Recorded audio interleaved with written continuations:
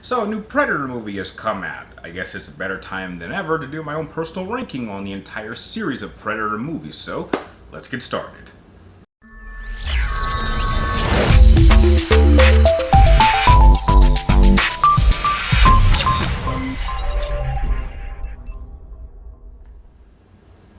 Well, what's up again there, guys? Brian here, D3 Topics Gamer here to share with you another one of my worst best ranking videos. This time I'll be doing a ranking of all the main series of Predator films, which also include the Alien vs. Predator films, because I could see those like half Alien, half Predator movies, just to kind of help celebrate the release of the most recent Predator movie in the title of Prey that was released on Hulu. I'm not sure if I'll do a review for that one, but just given where I place it on my list, you guys let me know if you want me to do an official review of that, and we'll see what happens. So if you happen to enjoy this video by the end, please do not forget to like, share, and subscribe. Keep track of me on my future videos. And like always, if you do happen to have any ideas you think would make for great ranking videos, or just reviews in the future, make sure you share those ideas with me in the comments down below as well. So we'll start off with by far the worst Alien, or technically Predator movie, I should say, on this list. So let's start with number 7. Starting off with number 7, and by far the worst Predator-related film of all time, has to go to 2007's Aliens vs. Predator Requiem. Woo! This movie was just purely awful. It was awful. To be fair, spots 7 and 6 could have easily been switched, but I hate this movie a little bit more because it was actually a sequel to a film I actually thought was pretty decent. Now, there are several problems with this film, other than it has absolutely little to nothing to do with the prior film. On top of that, the action in this film was not all that interesting. And what's worse is they took a pretty interesting concept, or a concept for an antagonist in the mix of the alien and xenomorph, the xenomorph predator hybrid. It didn't really do much with that antagonist. And on top of that, this film was filmed absolutely awful. It is dark as hell. And I mean like dark. Like, even if you saw this in theaters, which I unfortunately did, you still couldn't see anything. So when there was any sort of action scenes, you couldn't really tell what was going on. And I even heard that there were some behind the scenes issues where the director of photography was actually complaining that they didn't have enough good lighting to actually see what was going on, and apparently the directors just didn't care. And so when you have a film which is shot poorly, action you can't even see, a cast of characters that you don't care about, and on top of that it has absolutely nothing to do with the prior movie, you have a cocktail of problems, which makes it unquestionably the worst, not only Aliens related film, but the worst Predator film of all time. Going into number 6 is a movie that was equally as awful as Alien vs. Predator for different reasons, but at least in the only thing saving it was the fact that it was its own individual thing, and that is 2018's The Predator. Now, instead of actually following the events of the prior film that came out before this one, which, believe it or not, there was like an 8-year gap between the movie that came out in 2010 and this film, they decided they wanted to create their own new individual thing that had all these different ideas. And on top of that, it just wasn't a great story to tell. They tried to do something where they tried to kind of dive a little bit more into the technology of the Predators and try to find a way to make that work for them and understand them a little bit more. And then you had these two little... They took some concepts that were used in prior films and they just kind of messed them up when they could have easily just copied and pasted them, and I think that would have worked just fine. On top of that, they tried to create a cast of likable characters who were like these mercenaries and all these like alternative characters, and I just didn't think that worked. And it also didn't help that you could clearly tell that this film had some serious reshoots, because there was just a lot of these films that there's a lot of scenes in this film that just did not look like they were originally placed to work in the spots that they were. I didn't think the directing was very good. The story wasn't very good. The script was all over the place. Characters were unlikable. Even the little bit of action wasn't all that interesting. And there was just a massive, serious, heavy use of CGI. Now, I'm not saying that a heavy use of CGI is a bad thing. I think if you use it properly, you can actually get some pretty impressive scenes. But in this one, it was just kind of almost forgettable and almost insulting. I mean, you took things that worked in prior films, you tried to redo them and readjust them, and then you would just ruin them. And I thought that just kind of pissed me off. And if it wasn't for Alien versus Predator Requiem, this easily would have been the worst Predator film of all time. But sadly, it is only slightly above it, placing it at number 6 on my list. Number 5 on my list is going to have to go to 2004's Alien vs. Predator. Now, this is a film that I heard that a lot of people actually didn't like, but I actually thought was pretty decent, and they actually even went out of their way later on, after the film was released in theaters, to actually release a unrated version, because I think that was one of the biggest complaints I heard a lot of people say, is that you had these two predominantly focused R-rated characters, and you put them in a PG-13 movie in order to kind of increase the amount of people that could actually see them. And this movie actually did do pretty well in theaters and box office. I really did like how this movie actually took its time to explore some of the history of the Predator culture, which if you hadn't actually read some of the comics or some of the alternative stories outside the films, you wouldn't know anything about their culture. So I really like how this movie actually went and actually explored that. I actually did like some of the fights between the Predator and the aliens.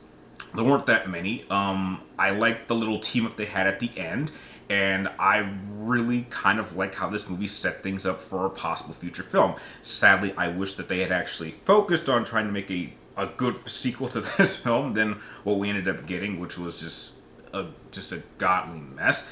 And I actually thought that the cast, though not memorable, did have a few bright spots. I think that overall the film was just average. It wasn't great. It should have been great, and I think that's the only disappointing thing you could say about this film, was that you had a lot of really cool, interesting concepts, and you had a lot of great ideas. You had a very solid script, and I thought you had some characters that were decently likable. You just couldn't execute it as well as it could have been. But that doesn't make it a bad film. This is certainly something that, heck, I don't regret seeing in theaters. And heck, if I catch it up, late at night and there's something else on, I would have no problem sitting down and watching it. So yeah, that's why I would easily place it as number 5 on my list. Number 4 on my list has to go to 1990's Predator 2, taking place, or being released 3 years after the original film in 1987. And this one simply has another Predator going to, I believe, Los Angeles and doing some hunting. And you have Danny Glover, who's the main protagonist, who ends up kind of running into this Predator and eventually has to work with a whole group of other people who kind of know a little bit more about why this Predator is here and try to take it out and stop it from, completing its hunt. What I liked about this film was I like how it changed its setting. Now, you would think that for a hunter-like character like the Predator, you think that the jungle would be the perfect setting. And for a lot of these films, it usually is set in, jungle-like areas. But it really was great to see the Predator operate in an urban environment that you wouldn't expect, and to see it actually was pretty successful in its hunting. I thought some of the action scenes were pretty decently. I thought the music was great. I thought the script was fine. I thought the cast was just fine. And I actually generally did like the final fight and how it even had little cues to other franchises, which I thought was a cool little Easter egg. Where this film just kind of falters, I just don't think some of the visuals held up. Some of the visuals looked worse in this film than they did in the 1987 film, which I thought was surprising. And there's just not too many things about this film I thought were really memorable. Now, again, it was definitely one of the better films, I would say, but I think that it just could not capture the level of high quality that the first film did. It really was one of those films that tried to be so different that it kind of lost the spirit of what made the original so interesting. Now, again, that doesn't make it bad, but just kind of makes it a lesser film. And it was a really long time before we actually had another Predator movie that could actually pull that off. But overall, I just thought it was fine, which is why I would easily place this number 4 on my list. Going into number 3 is going to have to go to the latest entry in the Predator film series, which is simply titled Prey. Now, I'm going to be honest, when I first saw the trailer for this, I saw that it was being released exclusively only on Hulu. I had a lot of doubt that this film would be any good. It seemed to be like a kind of a prequel story, but not really a prequel to the first first Predator film, but just kind of taking place like a number of 100 years before that. So you're seeing apparently this young Predator going on like his first hunt here on Earth, and he's taking on, some Indians. And I just wasn't sure how that would play out. But I'm surprised to admit that this film was actually a lot better than I gave it credit for. I was generally surprised by how well they handled things.